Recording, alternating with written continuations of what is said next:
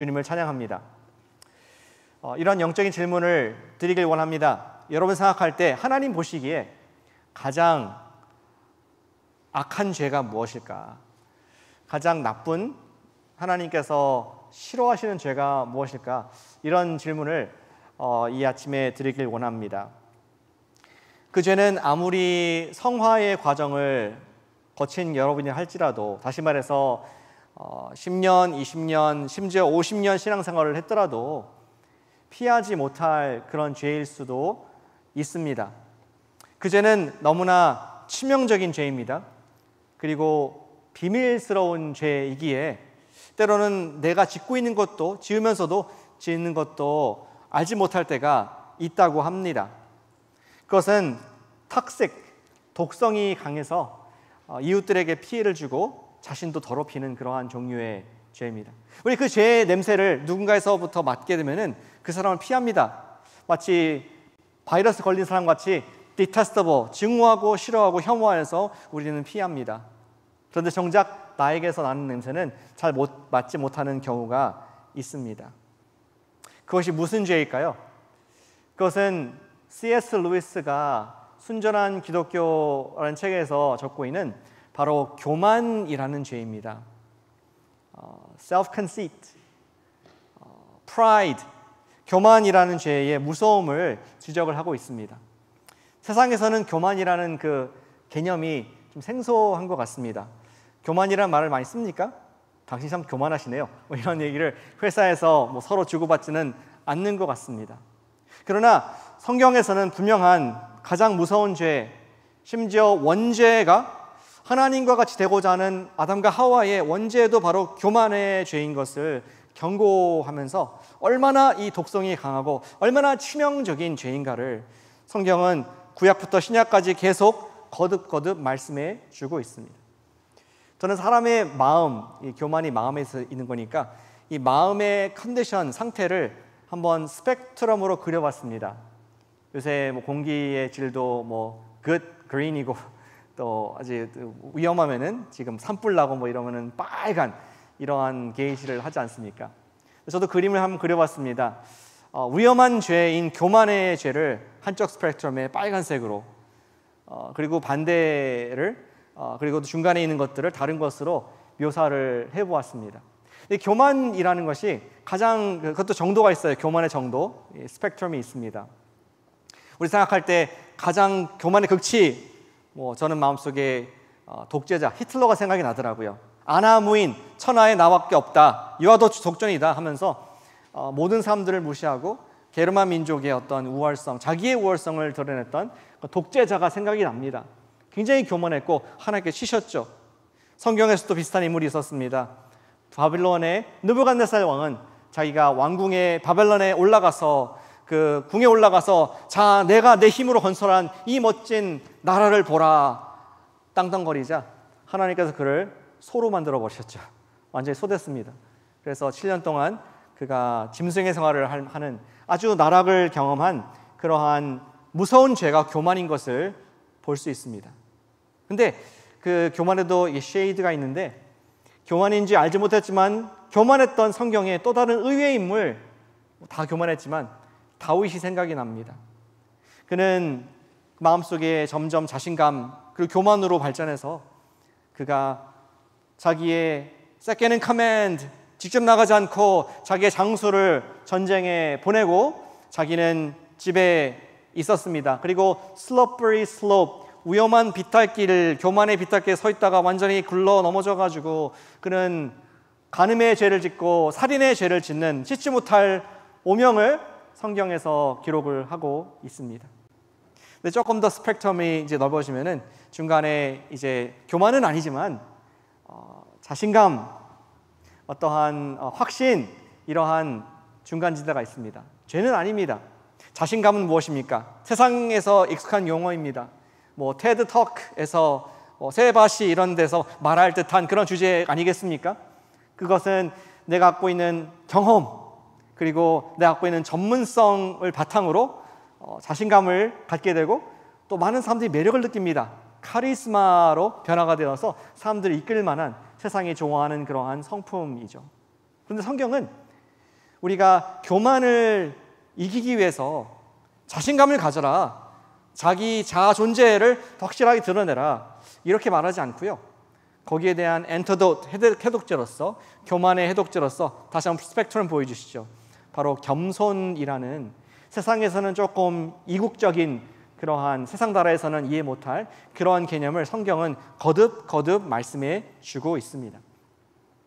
우리가 정말 이 겸손함이 무엇인가, 베드로 사도가 말하는 겸손함이 무엇인가에 대한 그냥 추상적인 그림이 아니라 확고한 우리 개념이 마음에 있을 때에 우리는 세상에 변화하고 요동치는 이런 상황 가운데 교만하지 않을 수가 있고, 혹은 너무나 낙담하여서 체념하고 다 포기한 그런 삶을 살지 않을 수가 있습니다. 오히려 정말 잘 박힌 나무와 같이, 뿌리 깊은 나무와 같이 겸손이라는 주님께서 인정하시는 하나님 앞에서의 겸손을 통하여서 우리는 어떠한 어려운 때도, 어떠한 바람과 풍파가 있는 그때에도 우리는 주님께서 주신 그 신앙인의 삶을 살게 될 줄로 믿으시길 축복합니다. 오늘 베드로 사도가 질문하고 또 우리가 함께 보기 원하는 그 주제가 그것입니다. 오늘 제목같이 참된 겸손, 하나님 보실 때에 참된 겸손이 무엇인가 하는 그 중요한 메시지를 오늘 설교에 담고자 합니다. 오늘 베드로 사도는 지난 우리 한 달 동안 함께 보았는데, 이 고난 가운데 나그네와 객 같은 크리스천들을 향해서 편지를 썼습니다.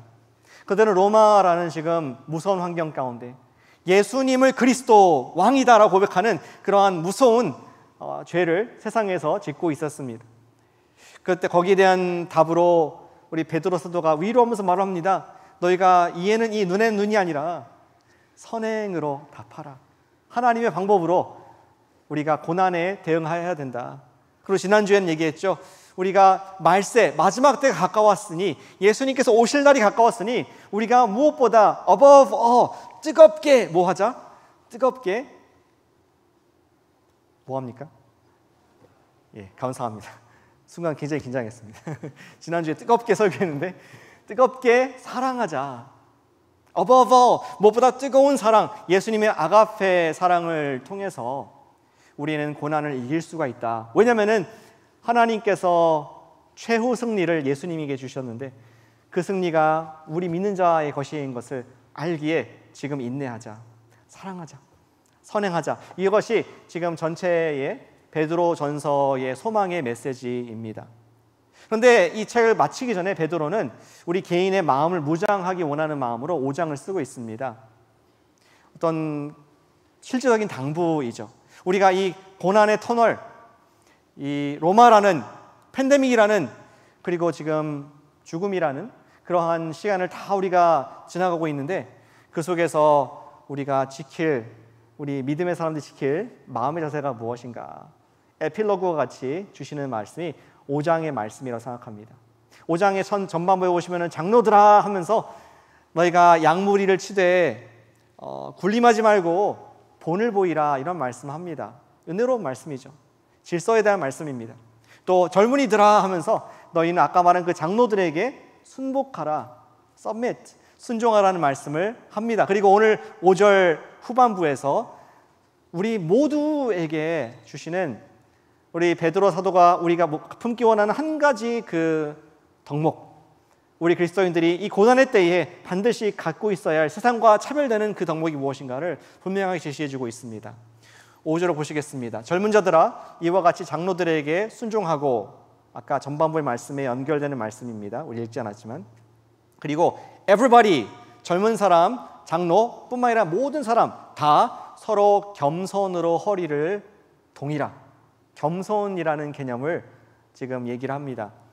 그러면서 근거를 얘기하죠. 하나님은 교만한 자를 대적하시되 겸손한 자들에게는 선물을 주시고 도와주신다. 좋은 것을 주신다. 그래서 6절에 이렇게 명령하죠. 하나님의 능하신 손 아래에서 겸손하라. 그러면은 높이실 것이다. 때가 되면은 하나님의 적절한 때에 하실 것이다. 이러한 얘기를 하고 있습니다. 핵심이 되는 단어가 바로 겸손함입니다. 여기 좀 재미있는 표현인데요. 다시 구절을 좀 보여주시면은 우리가 다 겸손으로 허리를 동이라 신약 성경에서 딱 한 번만 등장하는 단어가 여기 나옵니다. 옷을 입는다는 표현을 하는데 허리를 동인다는 표현을 합니다. 그것은 어떤 종이 지금 섬기기 위해서 허리를 묶고 또 몸을 이렇게 다시 몸을 가다듬는 그런 모습이죠. 저는 우리말로 이런 생각이 들었습니다. 이게 뭐죠? 그런 옷이 아마 이런 옷이 아니었을까? 어디서 본 적 있지 않습니까? 여러분들 식당 봉사하실 때 입었던 옷인데 지난번 이사할 때 제가 불 가운데서 뺐습니다. 불은 아니고요. 어쨌든 그것을 구했습니다. 근데 이런 동이는 것은 누가 지금 섬길 자세를 취하는 것이죠. 이렇게 저도 뒤에 끈을 묶으니까 잘 묶어지는데 끈을 묶으니까 왠지 섬기고 싶고 식당에 가서 점심을 대접하고 싶은 생각이 드네요. 오늘 점심이 뭔가요? 근데 이렇게 섬김의 자세, 섬김의 옷을 입는 것을 우리가 항상 가져야 될 마음의 태도, 겉으로 보이지 않지만 마음의 이런 허리를 동이는 그런 섬김의 옷을, 겸손의 옷을 입으라라고 지금 말씀을 하고 있습니다. 그리고 그 이유를 말하죠. 하나님이라는 최고의 권위를 근거로 해서 섬기는 것이 마땅하고 당연하다라고 얘기를 해주고 있습니다. 다시 돌아보겠습니다. 오늘 본문에 5절에 보니까 하나님은 교만한 자를 대적하시고 겸손한 자들에게 은혜를 주시느니라.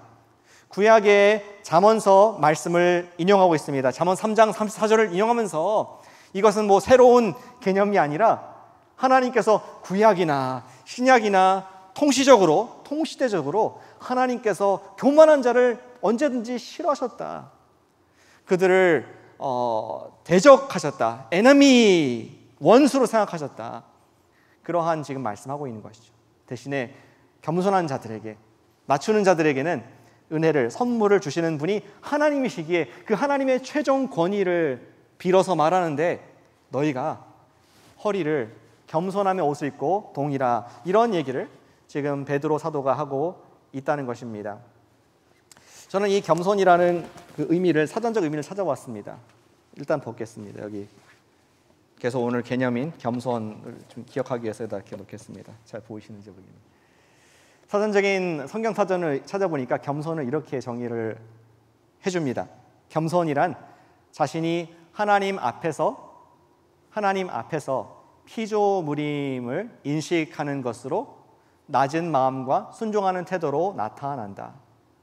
우리가 예상했듯이 낮은 마음, 순종하는 태도, 겸손이지 할 수 있는데 그 앞에 단서가 사실은 세상과는 다릅니다. 자신이 하나님 앞에서 피조물인 것을 내가 인식하는 이유 때문에 내가 낮추고 순종하는 태도이다. 우리가 보통 겸손 생각할 때 그렇게 생각할지 모르겠습니다. 뭐 식당에서 여러분들이 음식을 주문할 때 웨이터, 웨이트레스가 에이프런을 갖고 와가지고 펜을 갖고 뭐 드시겠습니까?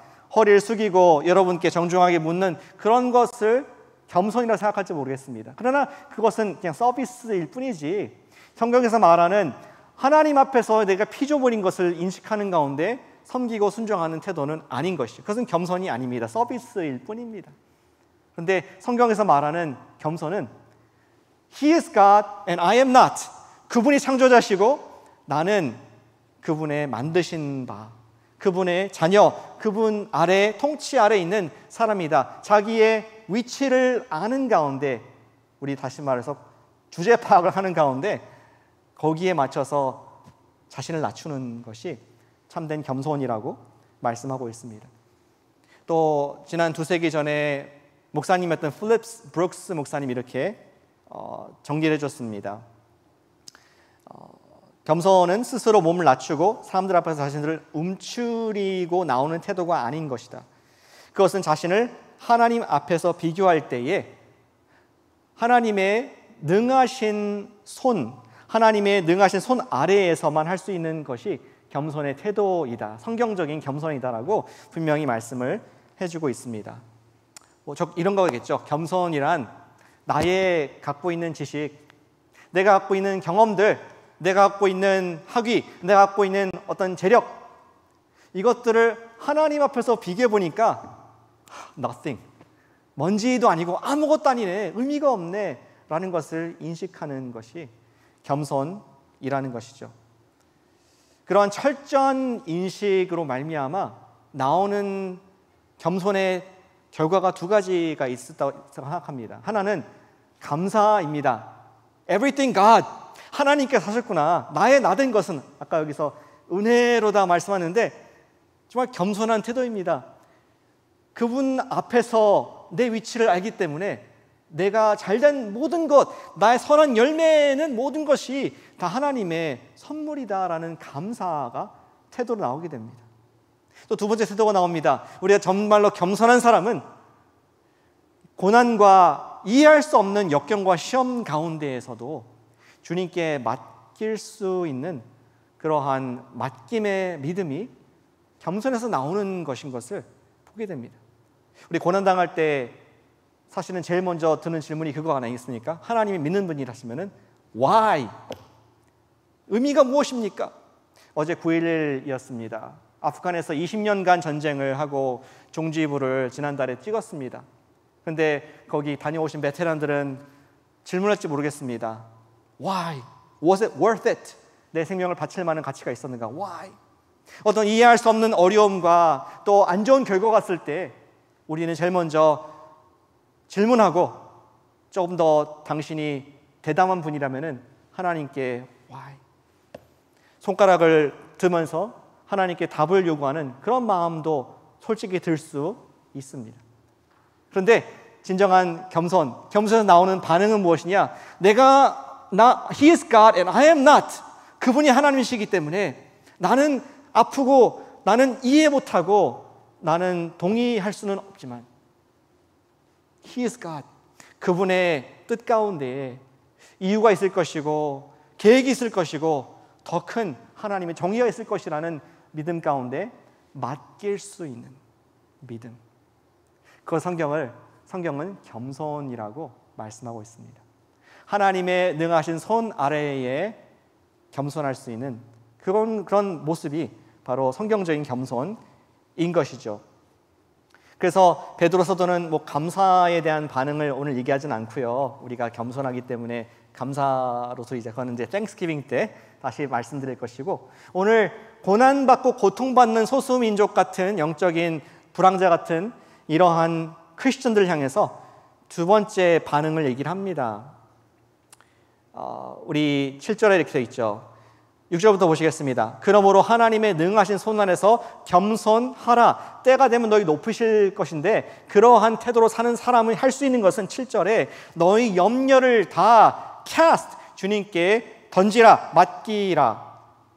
그 이유는 너를 사랑하시기 때문이다. 아플 수 있고 이해가 안 되지만 하나님께서 나를 care, 돌보시고 사랑하신다. 옛날 성경에는 권고하신다. 그러한 것에 대한 믿음이 있는 사람만이 우리는 그분께 던질 수가 있습니다. 우리의 염려, 우리의 고민, 우리의 질문들을 다 내려놓고 그분을 신뢰할 수 있는 믿음. 그러한 사람이 겸손한 사람이다. 그러한 겸손의 옷을 동일하라고 지금 베드로 선생님이 말씀을 하고 있습니다. 사랑하는 여러분, 정말 예수님의 겸손을 갖기를 원합니까? 저 여러분들이 우리가 모든 염려를 주님께 맡기는 그러한 믿음의 겸손을 발휘하는 우리 모두가 되시기를 진심으로 축복합니다. 저는 이 베드로가 너 염려를 맡기라라고 얘기하면서 겸손을 얘기했을 때 그가 생각나는 모델이, 뚜렷한 모델이 있다고 생각합니다. 그런 개념이 아니고요. 그냥 좋은 덕담하는 게 아니고요. 지금 베드로 마음속에는 바로 그의 따라가는 주인이신 예수님이 생각났습니다. 지금 follow in Jesus' footsteps, 예수님 발자취를 따라가는 편지 아니겠습니까? 근데 예수님의 기도가 생각났습니다. 그날 밤 예수님께서 잡히시는 그날 밤 생각이 났을 것 같습니다. 예수님께서도 걱정이 되셨던 것 같습니다. 솔직히 예수님은 인간이시기 때문에, 하나님이시지만 완전한 인간이셨기에 두려움이 있었던 것 같습니다. 그렇기에 그가 땀방울이 핏방울이 되도록 그렇게 뜨겁게 기도하는 시간을 갖지 않으셨겠습니까? 근데 그 예수님이 자신의 모든 근심과 모든 염려, 십자가를 통한 구원이라는 이해할 수 없는 방법이었지만 모든 염려를 주님께 다 내어드림을 말미암아 성공하셨습니다. 성공하신 것은 어떻게 합니까? 그 다음날 십자가를 완전하게 영원히 단번에 지신 것을 우리가 볼 수 있지 않습니까? 예수님 마음속에는 쓴마음이 없었습니다. 주님, 저들 다 용서해 주십시오. 지난주에도 말씀드렸죠. 그리고 예수님 마음속에는 완전한 평안이 있었습니다. 주님, 아버지께서 영혼을 맡깁니다. 부활이 있음을 압니다 하면서 그가 평안하게 let go 했었던 이유는 그 전날 밤에 그가 기도에 성공하셨기 때문에, 모든 염려를 주님께 맡겼기 때문에 가능했던 이유였습니다. 반면에 베드로도 같은 시간에 기도를 했습니다. 아니, 기도하자고 예수님의 권면에 억지로 기도하는 척을 했습니다. 그런데 그는 너무 피곤했습니다.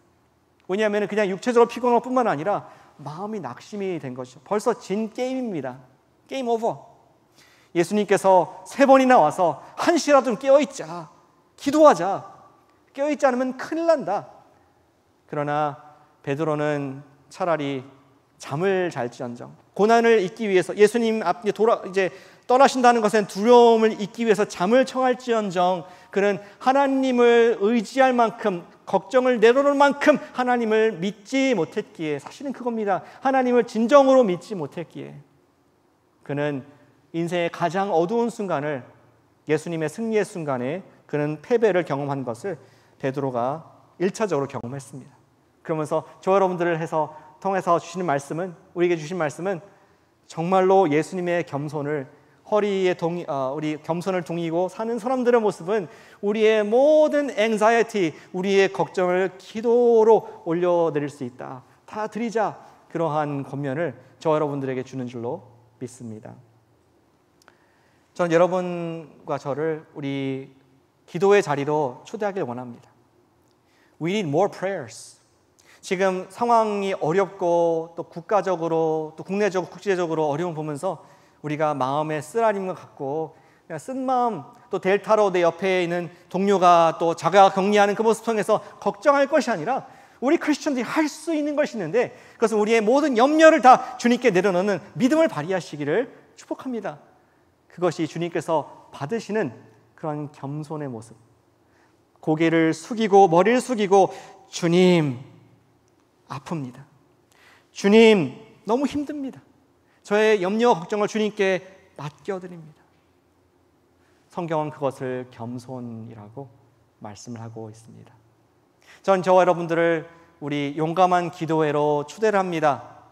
용감한 기도회가 멋있는 말이 아니라 이번 새벽기도 주제 제목입니다. 용감한 기도회로 함께 우리 기도하시길 바랍니다. 피곤하시죠? 지쳐있죠? 그럴 때일수록 우리가 주님께 모든 염려를 맡길 수 있다는 것입니다. 할렐루야.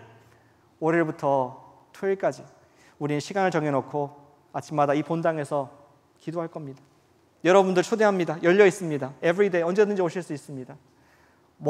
어려우시다면 같은 시간에, 가능하면 같은 시간에 실시간으로 우리 주님께 기도의 향을 올려드리십시다. 우리가 할 수 있는 at least 최소한의 크리스천의 우리 겸손함의 모습인 줄로 믿습니다. 담대함과 겸손함의 축복을 누리는 우리가 되길 소망합니다.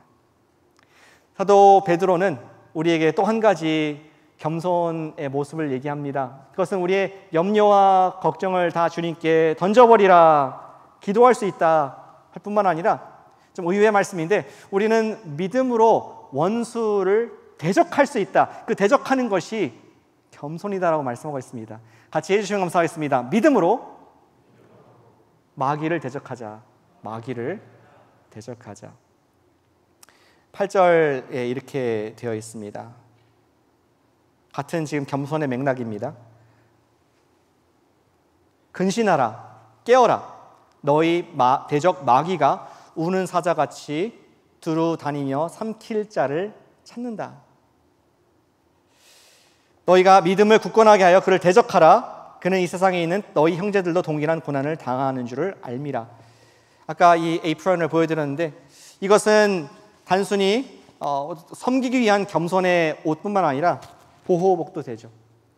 튀는 음식, 이렇게 나에게 어려움을 주고 옷을 더럽게 하는 것들로부터 보호하는, 저항하는 그러한 옷이 됩니다.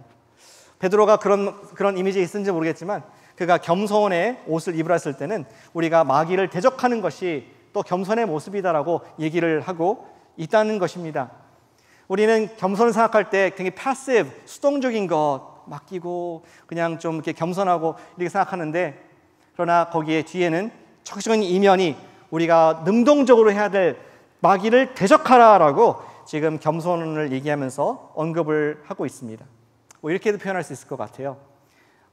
우리 앞에서 겸손은 맡기는 믿음이었다면 두 번째는 맞서는 믿음, 이런 두 가지 믿음을 통해서 우리가 겸손이 나타난다. 우리가 맡기는 믿음, 맞서는 믿음 둘 다 필요한 줄로 믿습니다. 베드로는 정확히 알았습니다. 지금 고난 뒤에는 어떠한 형태의 고난이든지 마귀가 뒤에 있음을 그가 알았던 것 같습니다. 어쩌면 그가 예수님과의 그 경험 때문에 생각했을 것 같습니다. 그가 예수님께서 얘기했죠. 제자들에게 내가 십자가를 질 것이다, 죽을 것이다, 부활할 것이다. 그러니까 베드로가 얘기하기를 주님 안 됩니다, 그럴 수 없습니다, never ever, 그런 말씀하지 마십시오. 그때 예수님께서 그를 꾸짖으시죠. 사탄아 물러가라, 넌 나를 넘어지게 하는 자이다. 예수님께서는 베드로 뒤의 역사는 사탄을 꿰뚫어 보셨습니다. 어쩌면 베드로가 그걸 생각하면서 마귀를 대적하라, 정말로 내가 섬겼던 온유한 예수님, 겸손한 예수님은 마귀를 항상 대적하는 그런 분이셨다라는 생각에 이걸 글을 적었다고 생각합니다. 이 마귀가 얼마나 무서운지 베드로가 표현을 하고 있습니다. 여러분도 무서운 점 생각해 보세요. 너희 대적 마귀가 우는 사자같이 두루다니며 삼킬 자를 찾는다. 무섭습니까? 안 무서우신 것 같네요. 사자가 여러분들 뒤에 따라온다는데 안 무서울 수밖에 없는 게 사자한테 쫓긴 적이 없거든요. 심지어 고양이한테 쫓긴 적도 없었기 때문에 별로 의미가 잘 다가오지 않을 수 있을 것 같습니다. 그런데 1세기 때의 독자들은 컬러세움에서 사자밥이 되는 그러한 핍박과 두려움 속에 살았기 때문에 이 이미지가 굉장히 생생한 것이었습니다. 우리가 비록 사자라는 것이 의미가 안 다가올다 할지라도 여전히 똑같이 마귀 사탄은 저와 여러분들을 무너뜨리고자 계속 영적인 공격을 하고 있음을 우리는 알게 됩니다. 우리 16세기에 영국의 설교자였던 휴 라티머라는 앵글리칸 우리 성공회의 목사님은 비숍이었거든요. 감독이었습니다. 주교였습니다. 그 목사님이 젊은 다른 목회자들에게 그가 도전하는 설교를 하는데 이러한 말씀을 하더라고요. 한번 들어보시기 바랍니다. 재미있는 표현을 합니다. 라티머 목사님 말하기를 이제 나는 여러분들에게 한 가지 생소한 질문을 하고자 합니다. 영국 전역에서 자기의 직무를 수행함에 있어서 다른 모든 사람을 능가하는 가장 부지런한 주교이자 높은 성직자는 누구라고 생각합니까? 다 귀가 쫑긋했겠죠? 다들 그러한 사람이 되고 싶은데 혹시 나? 혹시 당신? 이렇게 생각했을 것 같습니다. 계속 들어보시길 바랍니다. 나는 그를 잘 알기 때문에 그가 누구인지 말할 수 있습니다. 그가 누구인지 알고 싶으십니까? 여러분들에게 알려드리지요. 그는 바로 사탄입니다. 그는 다른 모든 설교자보다 훨씬 더 부지런한 자입니다. 그는 결코 자기에게 맡겨진 교구를 떠나지 않습니다. 여러분은 그렇게 못할 적이 있어도 사탄은 결코 그의 직무를 이탈하지 않습니다. 여러분들은 결코 일하지 않고 빈둥거리는 그를 보지 못할 것입니다. 사람들이 원할 때 그를 부르면 그는 신방을 갑니다. 언제든지 대기하고 있습니다. 사탄은 모든 영역에서 가장 부지런한 설교자입니다. 그는 늘 경작을 합니다. 밭을 갑니다. 빈둥거리거나 거드름을 피움으로써 자신의 임무를 태만하게 하는 경우가 없습니다. 그는 늘 자신의 일에 전념하고 있습니다. 사탄이 거주하면서 계속 경작을 하는 곳에는 책들이 치워지고 대신에 촛불이 세워집니다. 그 당시에 이단적인 미신적인 요소들이 있었던 것 같습니다. 이런 촛불을 세웁니다. 성경이 치워지고 대신 염주알이 세워집니다. 복음의 빛이 사라지고 대신에 촛불의 빛이 밝혀집니다. 그것도 한낮에 그런 일이 있다는 것이죠. 하나님의 전통과 법들은 무너집니다. 사탄이 잡초와 독보리를 뿌리는 것처럼 우리의 모든 성직자들이 좋은 교리의 씨앗을 부지런히 뿌릴 수 있는 데까지 뿌렸으면 좋을 텐데, 영국에는 사탄만큼 부지런한 그런 설교자는 없습니다. 아우치! 찔리는 말씀입니다. 목회자는 안식년도 가고 휴가도 가고 쉬기도 하고, 사탄은 쉼이 없다. 사탄은 24/7 대기하면서 언제든지 신방을 가고 있고 우리를 미혹하기 위해서 메시지를 전파하고 있다라는 그러한 하나님의 사람의 경고의 메시지를 받게 됩니다. 그것이 사탄이 우는 사자와 같이 두루 삼킬 자를 찾는다는 것을 성경이 표현하고 있는 것을 해석한 부분입니다. 과연 그렇지 않습니까? 오늘날도 가만히 있으면 여러분들이 유튜브 통해서 코너스톤 교회 찾아가지 않더라도 사탄 여러분 귀 속에 의심을 넣습니다. 여러분 마음에 두려움을 줍니다. 그리고 어떠한 꼬투리가 있을 때에 어떠한 성도에 대해서 부정적인 생각을 갖게 만들고 이간질을 시킵니다. 나중에 보면은 소설을 쓰게, 내 마음속에 요동하는 여러 가지 어려운 마음을 통해서 하나님의 사랑을 의심하게 만듭니다. 그리고 교회와 이탈하게 만드는 것이 계속해서 공격하는 마귀의 으르렁거리고 우리를 잡고자 하는, 삼키고자 하는 그 전략인 것을 베드로가 꿰뚫어 보게 됩니다. 이러한 사탄을 우리가 어떻게 대적할 수 있을까요? 베드로는 지금 하지만 절망하지 말라고 뒤에 긍정적인 표현들로서 이 서신을 마무리하고 있습니다. 9절에 보십시오. 너희는 믿음을 굳건하게 하여 그를 대적하라. 대적할 수 있다. 왜냐하면은 세상에 있는 너희 형제들도 동일한 고난을 당하는 줄 압니다. 너뿐만 아니라 모든 크리스천들이 우리가 당연히 당하는 공격인 것을 알고 그나마 위로를 받으라.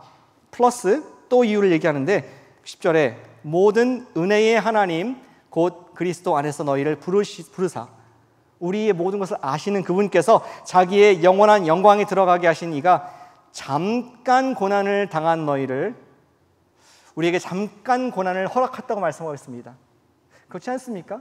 여러분들도 고난을, 우리 인생에 수많은 고난을 당했는데 크고 작은, 그때의 그 순간에는 내가 죽을 것 같았습니다. 영원할 것 같았습니다. 근데 지금 돌이켜보니까 하루였는데, 돌이켜보니까 고작 일주일이었는데, 돌이켜보니까 그냥 한 달만 잘 버티면 됐는데 그렇게 내가 막 안절부절 못하고 요당쳤는가? 하나님께서 잠깐 우리의 고난을 주셨다는 것이 맞습니다. 그리고 그 뒤에는 너희를 온전, 퍼펙트하게 하시며 굳건하게 하시며 강하게 하시며 털을 견고하게 하실 계획이 고난 뒤에 있음을 알으라. 모든 영광이 주님께 있을 것이다. 아멘. 이렇게 하나님의 모든 통치 아래 모든 것이 있음을 기억하면서 우리가 마귀를 대적할 수 있다. 아무리 우는 사자와 같이, 아무리 24시간 대기하는 신방 목사와 같이 우리를 공격할다 할지라도 주님께서는 최후 승리를 주실 것이다. 따라서 stand your ground, 마귀를 대적하라. 이렇게 우리에게 겸손한 사람의 강함을 말씀을 해주고 있습니다. 우리는 원수에 주는 고난을 대적할 수 있음을 믿음으로 받으시기를 축복합니다. 아멘. 하나님 앞에서 겸손의 모습이 바로 그런 것입니다. 근데 조금 더 편하게 말씀드리겠습니다. 우리는 사탄을 대적할 수 있는 두 다리가 없습니다. 그러한 믿음이 없습니다. 생각해보면 사탄은 인류 처음부터, 태초부터 지금까지 계속 인류를 공격했던 인류 공격의 전문가인데 지금 70, 80 사신, 90 사신 여러분들 할지라도 어떻게 당해내겠습니까? 그의 재치와 우리 약점을 다하는 그를 어떻게 우리가 이기겠습니까? 저는 이 본문 말씀에서 사탄을 대적하라는 것의 의미가 무엇인가 조금 더 보게 됩니다. 베드로 사도가 얘기하고자 했고 또 다른 예수님 가까웠던 사도였던 예수님의 동생이었던 야고보 사도가 말한 글에 눈이 갑니다. 그가 이렇게 풀어주고 있습니다. 야고보서 4장 7절 8절에 이렇게 적고 있더라고요. 그런즉 너희는 하나님께 복종할지어다. 마귀를 대적하라. 그리하면 너희를 피하리라. 그가 피한다. 하나님을 가까이 하라. 그리하면 너희를 가까이 하시리라. 요약한다면은 우리가 마귀와 앞에 대적한다, 맞선다, stand your ground, 선다는 것의 의미는 무엇이냐? 우리가 막 싸우고 우리의 지식과 믿음으로 이긴다는 것이 아니고요. 하나님을 가까이 하면은 마귀가 피하는 줄로 믿으시게 축복합니다. 그것이 비밀입니다. 그것이 놀라운 성령님께서 저와 여러분들에게 주신 승리의 비결, 겸손한 승리의 비결인 줄로 믿습니다. 하나님을 가까이 하라, 마귀가 피할 것이다. 저는 그러한 그 이미지가 생각납니다. 예전에 말씀드린 적이 있었던 것 같은데요. 수년 전에 그 영화 중에 The Bear라는 영화가 있지 않습니까? 곰. 그 영화가 참 재밌게 봤는데 대사가 하나도 없어요. 그냥 으르렁거리는 소리만 나다 끝난 영화입니다. 애기들 보면 안 되겠는데 무서워요. 근데 거기에 보면은 귀여운 아기 곰이 막 쫓깁니다. 마운틴 라이언인지 퓨마인지 알 수 없지만 그 거대한 괴물 같은 짐승이 달려와서 핥히고 때리고 펀치하고, 그래서 아기 곰이 어떻게 이길 수 있겠습니까? 그는 강으로 이제 가까스로 도망갔고 이제 물에 들어갔는데 그것도 따라와가지고 궁지에 몰리게 됩니다. 그리고 이 아기 곰이 귀엽게 야옹할 것 같은, 거의 고양이 같은 그런 이 소리를 내는데, 참 놀랍게도 그 사자가, 마운틴 라이언이, 그 무시무시한 괴물이 갑자기 꼬리를 치며 도망을 가는 그러한 모습이 영상에 잡혀 있습니다. 근데 그것을 이제 줌 아웃을 해보니까 더 큰 픽처가 보이는데, 바로 아기 곰 뒤에 엄마 곰이 엄청난 발톱과 엄청난 울음소리를 가지고 같은 시간에 큰 소리로 위협을 줬기 때문에 비교도 안 되는 사자가 도망가 버리는 그 모습을 우리 마음속에 담게 됩니다. 그것이구나. 우리가 마귀 앞에 맞선다는 것이 우리 힘으로 하는 것이 아니라 점점 백업 해가지고 내 뒤에 하나님을 가까이 하면 할수록 그분께서 나를 위해 싸워주시고 영원한 승리가 나에게 있다는 것을 믿는 믿음, 그 믿음이 있다는 것이 바로 우리가 마귀를 대적하는 그런 믿음인 줄로 믿습니다. 겸손함은 믿음입니다. 우리가 맡길 수 있는 믿음, 그리고 사탄을 맞설 수 있는 믿음, 우리가 그러한 믿음으로 설 때에 우리는 세상과 타협할 필요도 없고 세상과 싸울 필요도 없고, 오히려 부활의 영광의 능력이 하나님의 인정하시는 여러분들에게 나타날 줄로 믿으시길 축복합니다. 말씀 마치기 전에 제가 한 가지 관찰을 말씀드리겠습니다. 우리가 마귀를 대적하고 하나님을 가까이 해야 됩니다. 그런데 반대로 하는 경우가 있더라고요. 마귀를 가까이 하고 하나님을 대적하는 모습들이 우리에게 있다는 것을 충격적으로 보게 됩니다. 저에게도 있더라고요. 맨날 두렵죠. 고백을 하는데 저희 집에서는 가정예배를 주일 저녁에 드립니다. 근데 8시 PM에 이렇게 드리게 됩니다. 근데 그 얘기를 예배 드리자 하는 사람이 누구냐면은 제 아내입니다. 놀라시죠? 제가 아니라 제 아내가 얘기를 합니다. 근데 가정예배 드리자 했을 때 제 마음속에 욱하는 마음이 들어요. 목사가, 아니 내가 오늘 3번 예배 드렸거든. 오늘 기도는 한 10번 한 것 같아. 그리고 얼마나 지쳐있는지 아느냐. 목은 다 갔고 하나님을 가까이 하자라는데 왜 내가 거부할까? 왜 내 마음속에 저항하는 마음이 있을까? 좋은 것인데, 사랑하는 주님과 가까이 가자 하는 것인데, 이것이 나의 죄의 본성이구나. 놀라운 것은 그 말씀에 순종하여서 겸손하게 반응을 한다면은 영락없이 항상 예배 끝나고 나서는 마음이 부드러워집니다. 그리고 용서가 됩니다. 아내를. 그리고 정말 온유한 마음으로 내일을 맞설 수 있는, 두려움을 맞설 수 있는 그러한 믿음을 주시는 주님을 경험하게 되는 걸 고백합니다. 사랑하는 여러분, 누군가가 여러분한테 셀 모임 나오세요. 누군가 여러분한테 우리 기도해 갑시다.